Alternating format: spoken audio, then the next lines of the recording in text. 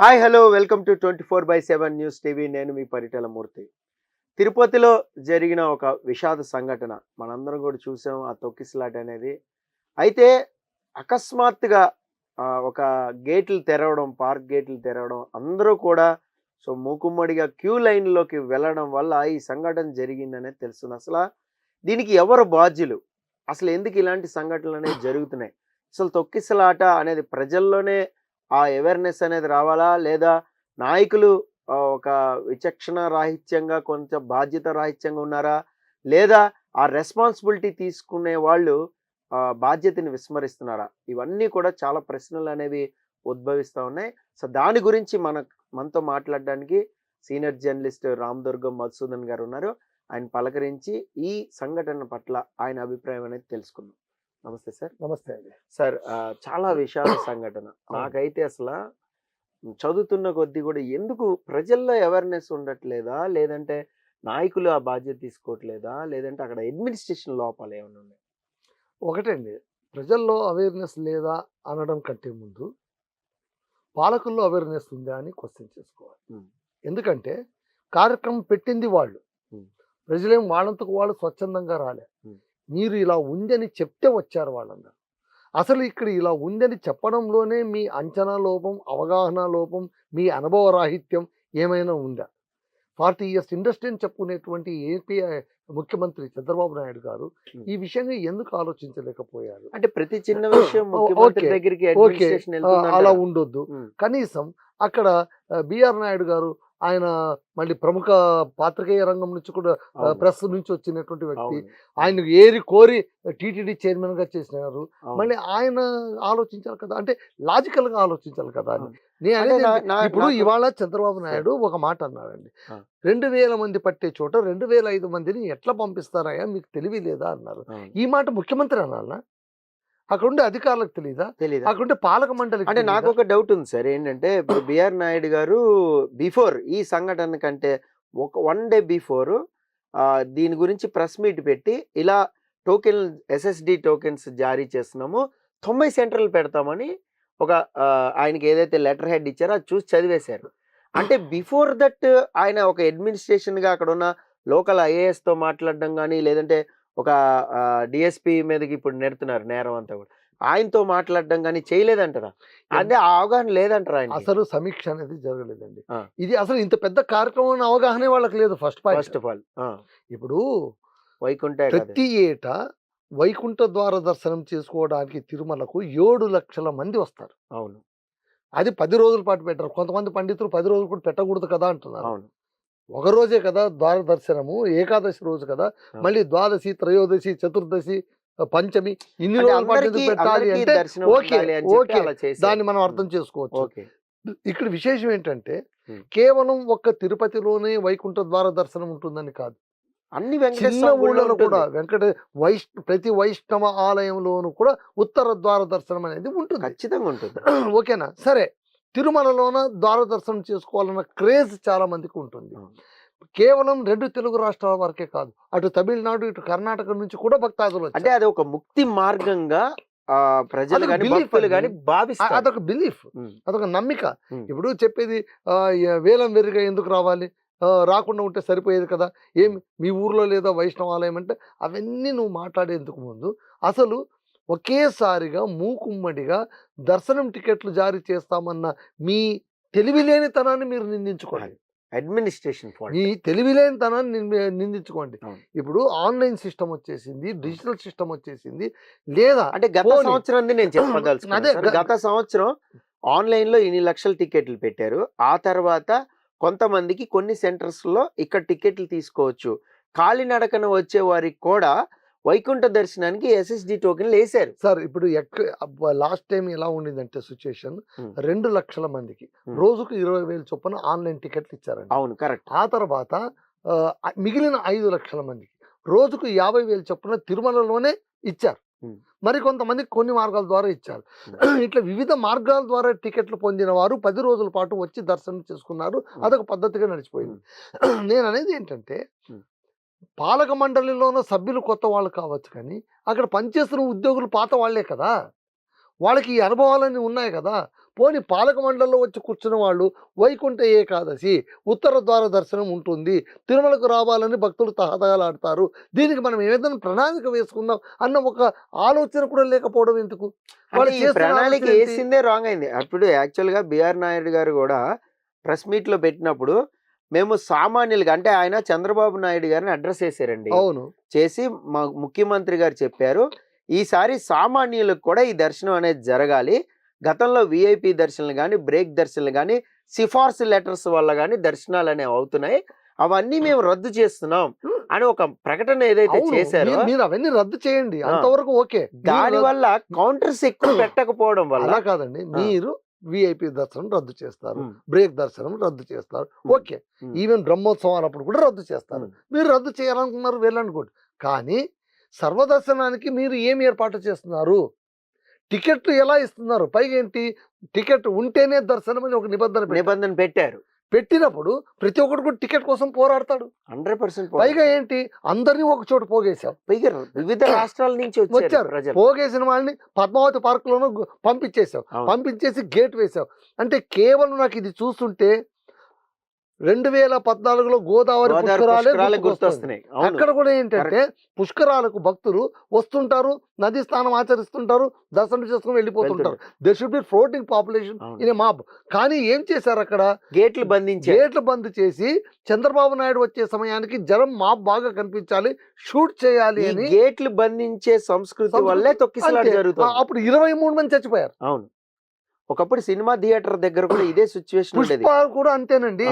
అక్కడ థియేటర్లో జరిగిన ఘటన కావచ్చు, గోదావరి పుష్కరాల్లో జరిగిన ఘటన కావచ్చు, నిన్న తిరుపతిలో జరిగిన ఘటన కావచ్చు, ఇవన్నీ కూడా జనాలను ఒక చోట గుమిగూడ్చడం, పోగేయడం వల్ల వచ్చిన అనర్థం ఇది. అవును, ఎగ్జాక్ట్. ఇప్పుడు మళ్ళీ ఏమంటున్నారు, జనాలదే తప్పు పడుతున్నారు. మళ్ళీ తొక్కిసలాడకుండా ఎట్లా ఉంటారయ్యా? నువ్వు mass controlling, mob controlling capacity నీకు లేనప్పుడు మాబ్ అనేది నువ్వు చేయొద్దు, పోగేయద్దు. నువ్వు అసలు ఏదో ఒక రెమెడీ కనుక్కో. మళ్ళీ ఇంత తొక్కిసలాట జరగదు సార్. మీకు ఒకేసారి మీకు లైన్ వదిలినా, మీరు ఇప్పుడు సమయం వచ్చింది కాబట్టి నేను చెప్తున్నాను. ఇంకొక ఉదాహరణ కూడా చెప్తాను మీకు. శబరిమలలో అయ్యప్ప స్వామి దర్శనం, అవును, అది కూడా ఇంతే డేంజరస్. అది పంప సన్నిధానానికి వెళ్ళేటప్పుడు మెట్లెక్కేటప్పుడు ఒక చోట ఆపేస్తారు, తాడు కట్టి అందరినీ ఒక చోట ఆపేస్తారు. తాడు తీయగానే అందరూ పరిగెత్తారండి. ఎంత డేంజర్ అండి, ఎంత డేంజర్ అండి. పైగా దర్శనం అయిన వెంటనే, మకర జ్యోతి దర్శనం అయిన వెంటనే అక్కడ నీళ్లు బంద్ చేసేస్తారు. ఎవరు కొండపైన ఉండకూడదు, కిందికి దిగి రావాలి. పరిగెత్తుకుంటూ వస్తారు. ఎంతమంది కింద పడిపోతారండి. అవును, అంటే ఇవన్నీ కూడా తెలిసి చేస్తారు, తెలియక చేస్తారు. ప్రజల జీవితాలతో ఆడుకోవడం. వాళ్ళకు భక్తి ఉంది, వాళ్ళ బలహీనతలను ఆసరా చేసుకుని యూఆర్ ప్లేయింగ్ ది గేమ్స్. పైగా అన్నిటికంటే దురదృష్టం ఏంటంటే అక్కడ డిఎస్పిని బలిపశువు చేసేస్తున్నారు. ఆయన గేట్లు తెరిచాడు, అందరూ వెళ్ళారు అని. అరే మీరందరూ మీ బుద్ధులు ఎక్కడ పోయినాయి? మీరేం చేస్తున్నారు అసలు? సిపిఐ నేత రాఘవులు ఒక మాట అన్నారు, ఒకరిని బకరా చేశారు. అసలు మోడీ పర్యటన ఉందని ఉన్న పోలీసులు మొత్తం అటు దొబ్బిచ్చేసుకున్నావు నువ్వు. ఇక్కడ ఎవరు లేరు, ఇంతమంది భక్తుల్ని అట్లీస్ట్ మెయింటైన్ చేసుకోవడానికి సరైన కెపాసిటీ లేవు. 5,000 మంది పోలీసులు అన్నారు. ఎంతమందిని పెట్టావు నువ్వు అక్కడ? 500 మంది కూడా లేరు. మళ్ళీ ఇదంతా కూడా మీ అనుభవరాహిత్యం కదా. పైగా తమను తాము కప్పుచ్చుకోవడానికి నోటుకొచ్చిన వాగుడు వాగడం. ఒకడేమంటాడు, తొక్కిసలాట జరగలేదు, ఎవరు కూడా వెంటిలేటర్ పైన లేదు కదని మంత్రి సత్యకుమార్ అంటారు. అంటే వెంటిలేటర్ పైన ఉండాలా నీకు? పైగా ఇంకొక కేంద్ర మాజీ మంత్రి చింతామోహన్ ఇంకా దారుణమైన కామెంట్ చేశారు ఇవాళ. నాకైతే బుర్ర తిరిగిపోయింది. ఆయన ఏమంటాడు, భక్తులు తొక్కిసలాటలో చనిపోలేదు, వాళ్ళు క్యూలో నిలబడి షుగర్ లెవెల్ డౌన్ అయిపోవడంతో కింద పడిపోయి వాళ్ళు చచ్చిపోయారట. ఏమైనా బుర్ర నెత్తిలో ఉందా, లేకుంటే కాల్లో ఉందా, అరికాల్లో ఉందా? చూసాడేమో. ఏం చూసాడండి? ఎంత అంటే ఏంటి, మనుషుల ప్రాణాలంటే మీకు లెక్కలేదు, మనుషుల జీవితాలంటే మీకు లెక్కలేదు, ధర్మం అంటే మీకు పట్టదు. ఆ దేవదేవుని దర్శించుకోవడానికి వచ్చిన భక్తులతో ఇలా చెలగాటాలు ఆడతారా మీరు? ఇది ఏ ఊరు న్యాయం? దీనిపైన తక్షణం విచారణ జరగాల్సిందే. చంద్రబాబు నాయుడు గారు చాలా సాఫ్ట్ గా మాట్లాడేస్తున్నారు. మీరు ఇలా చేసి ఉండకూడదు, ఆగ్రహం వ్యక్తం. ఓకే, మీరు ఆగ్రహం వ్యక్తం చేశారు, అంతవరకు మేము మెచ్చుకుంటాం. కానీ దీనిపైన సత్వరం కమిటీ వేసుకోండి. తప్పిదం ఎక్కడ జరిగింది బయటకు రావాలి. దీనికి నైతిక బాధ్యత ఎవరు వహించాలంటారు? నైతిక బాధ్యత మొట్టమొదటి టీటీడీ చైర్మన్ వహించాలండి. 100%. ఎందుకంటే ఆయనే కదండి, తిరుమలలోనే కదా, తిరుపతిలో కదా జరిగింది. అసలు ఆయన నేను- అనొచ్చు నేను ఒక మేము basic question అనుకున్నామంటే ఇది జరగలేదని అనొచ్చు. What ever it maybe. నైతిక బాధ్యత అంటే ఏంటి?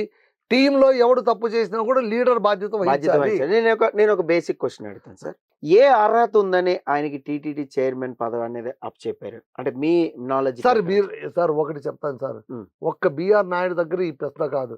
చేప ఎందుకు ఎండలేదంటే చాలా పెద్ద కథ ఉంటుంది. పాలక సబ్ మండలిలోన ఎంత రాజకీయం అంటే అంటే పార్టీకి అసలు పాలక పార్టీకి మండలి బాగా అనేదే support చేసింది. పాలక మండలి అనేది అసలు సార్ అక్కడ ధర్మకర్తల పాలక మండలి దేవదేవుని ఆదాయాన్ని నిర్వహించేటువంటి అత్యద్భుతమైన ధార్మిక సంస్థ అది. అవును. ఆ ధార్మిక సంస్థలోన కస్టోడియన్స్ గా నువ్వు ఎవరిని పెడుతున్నావు? భక్తు రాజకీయ నాయకులు పెడుతున్నావు. అవును. భక్తు రాజకీయ నాయకులు అంటే అవును. ఏంటి? నీకు నామినేటెడ్ పోస్టులు ఎట్లో, కార్పొరేషన్ పోస్టులు ఎట్లో, టీటీడీ పాలక మండలి పోస్టులు అంటలే. దానికోసం పోటాపోటీ. దాన్ని కూడా ఏంటి? క్యాస్ట్ వారీగా కులాల సమీకరణ, ఏ సామాజిక వర్గానికి అక్కడ సీట్ ఇస్తే కనుక మాకు ఓటు బ్యాంక్ క్రియేట్ అవుతుంది. ఇదే కదా మీ యావంతా. ఇది మీ ఎక్కడ యావంతా అడిగాను ఇదే సార్. కదా. నేను అడిగేది అదే.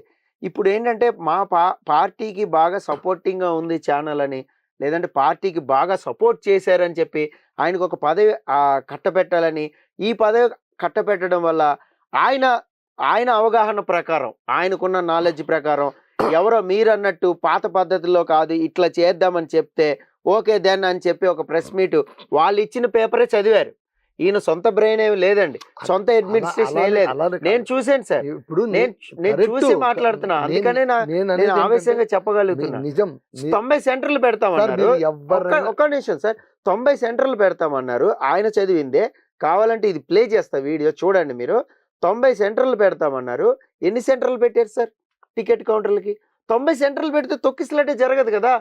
అసలు అన్నిటికంటే మౌలికమైన ప్రశ్న, మీరు ఆన్లైన్ పద్ధతిని మొత్తం నాశనం చేసి పడేసి అందరినీ కూడా తిరుమలకు రండి టోకన్లు తీసుకోండి కొండెక్కండి అని చెప్పడంలోనే మొదటి పొరపాటు జరిగింది. మొదటి పొరపాటు. ఇప్పుడు తమిళనాడు నుంచి వచ్చి టోకెన్ కొనుక్కుని నేను ఛార్జీలు పెట్టుకుని మళ్ళీ పోయి మళ్ళీ ఫ్యామిలీని తెచ్చుకుని ఇప్పుడు ఒకటండి 600 106 ఉత్తర ద్వార దర్శనం చేసుకు తీరాల్సిందే అని సెంటిమెంటల్ గా ఫీల్ అయ్యే భక్తులు లక్షల్లో ఉన్నారు. సెంటిమెంట్ ఏంటి సార్? చెప్పేది మార్గం, వాళ్ళ భావన, వాళ్ళ నమ్మకం.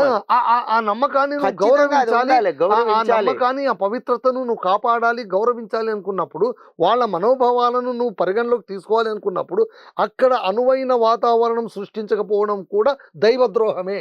100%. ఇప్పుడు తెలిసి తెలియకుండా అడ్మినిస్ట్రేషన్ స్కిల్స్ లేకుండా, ఎటువంటి ముందస్తు ప్రణాళిక లేకుండా పైగా మాస్ క్రౌడ్ ని ఎందుకు గ్యాదర్ చేశారు అనేది బేసిక్ క్వశ్చన్. 6 మరణించారంటే రాష్ట్రపతి మొదలు, ప్రధానమంత్రి మొదలు, వివిధ రాష్ట్రాల ముఖ్యమంత్రులు మొదలు ఇంతమంది దిగ్భ్రాంతి సంతాపం వ్యక్తం చేస్తున్నా కూడా సంబంధిత రాష్ట్రం ఆంధ్రప్రదేశ్లోన ఒక సంచలనమైన నిర్ణయం ఇప్పటికీ తీసుకోలేకపోతున్నారు. అది ఇంత పెద్ద ఘటన జరిగితే మనకేం వార్తలు వస్తాయి? టోకన్ల జారీ పూర్తయిపోయింది, సజావుగా సాగింది. అరే నిన్నటి ఘటన ఏంటి? దాని గురించి స్పందించవా? దానికి ఒక విచారణ కమిటీ వేయవా? దానిపైన ఆగ్రహం వ్యక్తం చేయవా? కనీసం ఒక ప్రెస్ మీట్ పెట్టి మాట్లాడవా? ఏమీ లేదు. పైగా చింతమోహన్ ఏమో షుగర్ లెవెల్ డౌన్ అయిపోయి పడిపోయాయి అంటారు. ఇంకో మంత్రి సత్యమూర్తి ఏమో ఎవరైనా వెంటిలేటర్ పైన ఉన్నారా అని అడుగుతారు. ఎవరినండి మీరు వెక్కిరించేది? ఎవరిని అపహాస్యం చేస్తున్నారు మీరు? భక్తుల మనోభావాలతో ఆడుకున్నారు ఇన్నాళ్ళు, భక్తుల జీవితాలతో ఆడుకుంటారా మీరు ఇప్పుడు? అదే జరుగుతుంది సార్. ఇప్పుడు ఏంటంటే మనకి సరైన ఒక skill management, right person right place లో లేడు అనేది నా అభిప్రాయం sir. Not only right person sir. ఒకటి చెప్తాను సార్, మీరు అంటున్నది వాస్తవమే అనుకుందాం. ఒకవేళ ఆయన కొత్తవాడు, అనుభవం లేనివాడు, ఓకే నామినేటెడ్ పదవి అనుకుని తెచ్చి కూర్చోపెట్టారే అనుకుందాం. కింద ఉన్న పాలక వర్గం అంతా పాత వాళ్ళే కదండి. వాళ్ళకేం మాయారోగం? వాళ్ళు అప్రమత్తంగా ఉండాలి కదా. నాయకుడిని హెచ్చరించవలసిన బాధ్యత వాళ్ళదే కదా. అక్కడ హుజూర్ బ్యాచ్, ఇప్పుడు ఈఓ కానీ జేఈఓ కానీ వీళ్ళందరూ ఏం చేస్తున్నారు? వీళ్ళు పైగా వీళ్ళందరూ కలిసి వెంటనే ఇప్పుడు ఏదైనా ఒక ప్రమాదం జరిగింది అనుకోండి, ఎవడైనా ఫ్రంట్లో ఉండి ఉంటే వాడిని కూడా బుక్ చేసేద్దాం. డిఎస్పీని బుక్ అయిపోయింది, బకరా దొరికేశాడు. బుక్ చేయాలనుకుంటే మొట్టమొదటి టీటీడీ చైర్మన్ బుక్ చేయాలి, ఈ విధానాన్ని బుక్ చేయాలి. మళ్ళీ అది ఎవరు చేస్తారు? అదే ఈ సిస్టమే ఈ సంవత్సరమే ఎందుకు పెట్టారు? అదే సార్, ఇప్పుడు ఏం లేదండి. అసలు నేను చెప్పను సార్, నాయకులు ఉండేటువంటి ఒక దౌర్భాగ్య లక్షణం ఏంటంటే కనుక పాతది తుడి చేయాలి. మేము ఈ సీట్లో వచ్చి కూర్చున్నాము, పాత వాళ్ళు చేసిన చెడును పక్కన పెట్టు, కానీ పాత వాళ్ళు ఏం చేసినా నేను పక్కన పెడతా. ఎందుకంటే నేను మళ్ళీ కొత్తగా చేస్తా. నా అహం, నా ఇగోలతో వ్యవస్థ నడవదు కదా. వ్యవస్థ ఎప్పుడు సువ్యవస్థ ఎప్పుడు ఎట్లా నడుస్తుందంటే వాళ్ళ నైతిక వర్తన వాళ్ళ ప్రజ్ఞా పాఠవాలతో నడుస్తుంది, అంతేగాని ఇగోలతో నడవదు. అవును. ఇక్కడ ఏంటి మొత్తం ఇగో ఫ్యాక్టరీ ఇక్కడ. సార్ ఫైనల్ గా ఒక కన్క్లూజన్ అనేది ఇద్దాం. దీనికి బాధ్యత వహించాల్సింది మీరు ఆల్రెడీ చెప్పారు. నైతిక బాధ్యత టీటీడీ చైర్మన్ ఎవరైతే ఉన్నారో ఆయనే నైతిక బాధ్యత వహించాలి. ఫైనల్ గా ఇప్పుడు జరిగిన దానికి ఇన్సిడెంట్ లో తదుపరిగా అంటే తర్వాత తీసుకోవాల్సిన చర్యలు ఎలా ఉండాలి? ఏముంటుందండి, ఇప్పుడు ఆల్రెడీ ఎక్స్గ్రేషియా ప్రకటించారు. మళ్ళీ అల్లు అర్జున్ వ్యవహారంలో ఏం జరిగింది ఇక్కడ అదే జరుగుతుంది. ఒకడేమో 25 కోట్లు అంటారు, ఒకడేమో 2 కోట్లు అంటారు, ఒకడేమో 3 కోట్లు అంటారు. గవర్నమెంట్ ఏదో ఒకటి వ్యవహరిస్తుంది. సార్ ఒకటి గుడ్డి నమ్మకం ఏంటంటే ప్రజల మెమొరీ చాలా షార్ట్. వాళ్ళు ఈ రోజు ఘటన రేపు మర్చిపోతారు, మళ్ళీ వెర్రి మొర్రలు వేసుకొని వస్తారు, మళ్ళీ వాళ్ళ దర్శనానికి ఎలాగో వస్తారు, వాళ్ళ దేవుడి కోసం వాళ్ళు చచ్చినట్టు వస్తారు, మన సొమ్యం పోయింది అనుకునేటువంటి ఒక ఉదాసీన ధోరణి పోయి బాధ్యత వహించాలి అనేటువంటి ఒక స్పృహ, కనీస స్పృహ అటు పాలక మండలిలోనూ రావాలి, ఇటు అధికారుల్లోనూ రావాలి. సార్ ఎన్ని దేవాలయాలు లేవండి క్రమబద్ధంగా నడిపించేటువంటివి, ఎన్ని లేవు, చాలా ఉన్నాయి. పైగా టీటీడీ అంటే సామాన్యమైనది కాదండి. దానికి వచ్చే ఆదాయం స్టేట్ బడ్జెట్ అంతా. అవును, అంత పెద్ద ఆదాయ వనరైనటువంటిది. పైగా దక్షిణంలోనే కాదు భారతదేశంలోనే అత్యంత గొప్ప ఆలయమైనటువంటి తిరుమల ఆలయంలోన ఉత్తర ద్వార దర్శనం చేసుకోవాలని వచ్చినటువంటి భక్తులకు మీరిచ్చే మర్యాద ఏంటి, మీరిచ్చే రక్షణ ఏంటి, మీరు కల్పించే భద్రత ఏంటి? అంటే ఇప్పుడు లాస్ట్ టైం కూడా లడ్డు వ్యవహారం ఏదైతే ఉందో దాని మీద టీడీపీ పార్టీ వాళ్ళే చాలా ఇది కూడా చేశారు, ధ్వజమెత్తారు. పవన్ కళ్యాణ్ అయితే గుడి ప్రక్షాళన కూడా ప్రారంభించి 30 రోజులు దీక్ష కూడా చేశారు.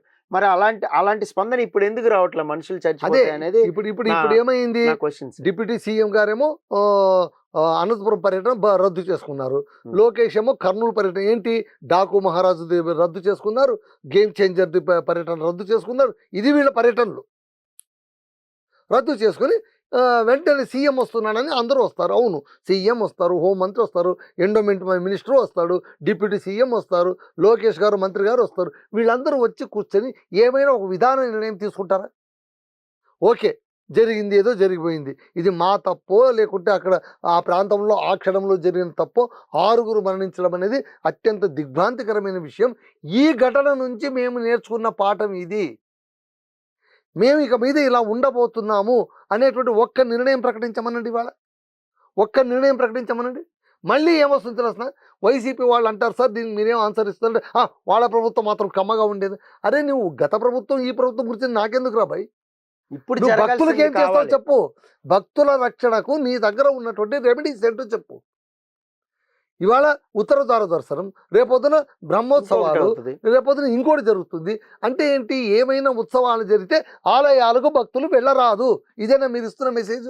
అంతే అవుతుంది సార్. పర్వదినాల రోజు ఇంట్లో కూర్చోండి, వీలైతే మీ దగ్గర గుడికి వెళ్ళండి, మీ ఇంట్లో దగ్గరలో గుళ్ళు ఉంటే దానికి వెళ్ళండి, తిరుమలకు రావద్దండి, తిరుమలకు వస్తే మీ ప్రాణాలకు మీ పూచికత్తు ఇవ్వలేము అని చెప్పమనండి. అదన్నా చెప్పమన్నట్టు కనీసం. సో అది sir, thank you so much sir. So ఇది యాక్చువల్గా తిరుమలలో జరిగిన ఘటన అనేది చాలా విషాదకరం. దానికి ఖచ్చితంగా బాధ్యత తీసుకోవాల్సిన పర్సన్స్ ఉన్నారు. అలాగే ప్రభుత్వం కూడా బాధ్యతాయుతంగా ఉండి ఏదో ఒక తక్షణ నిర్ణయం తీసుకుని దీనికి ఒక కమిటీ వేసి సో వాళ్ళకి న్యాయం జరిగేలాగా చేయాలని సో అందరూ కూడా అభిప్రాయపడుతున్నారు. మీకేమనిపిస్తుంది అనేది కామెంట్ బాక్స్లో మస్ట్గా కామెంట్ చేయండి. This is Paritala Murthy signing off. By by.